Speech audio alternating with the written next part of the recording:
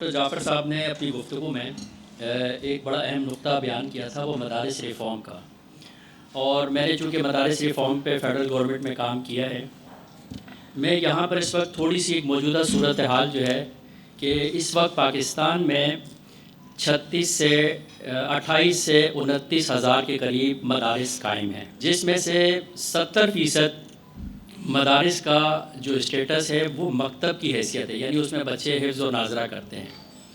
30% جو مدارس ہیں اس میں عالم دین یعنی 8 سال کی تعلیم ہوتی ہے، لیکن یہ تقریباً کل ملا کر یہ 40 لاکھ کے قریب بچے، 38 سے 40 لاکھ بچے ہر سال ایڈمیشن لیتے ہیں اور پڑھ رہے ہیں، لیکن اس میں جو فارغ التحصیل جو علماء ہیں ان کی تعداد 16 سے 17 ہزار کے قریب بنتی ہے۔ پاکستان کے سوائے چند مدارس کے اکثریت جتنی بھی مدارس ہیں جو 30% میں آتے ہیں، تعلیم جو کتابوں کے مدارس ہیں، ان میں شاید ہی ان چند مدارس کے علاوہ کسی میں بھی ووکیشنل ٹریننگ اسکل کورسز کا کوئی تصور موجود نہیں ہے۔ میری اس میں صرف ایک گزارش اور تجویز کے طور پر یہ ہے کہ ان مدارس کو کم از کم نیب ٹیک کے ساتھ انٹیک کرنا چاہیے، ان کے ساتھ کوئی ایم او یو سائن کرنے چاہیے،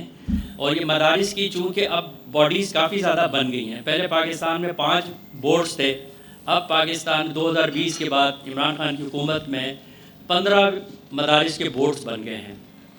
تو ڈیفینیٹلی ان کے پاس اپنی ایک پاورز بھی ہیں، تو وہ اگر چاہیں تو اپنے بچوں کے بہتر مستقبل کے لیے ان جو ووکیشنل ٹریننگ کے ادارے ہیں ان کے ساتھ ایم او یو سائن کر کے ان کا مستقبل بہتر بنا سکتے ہیں۔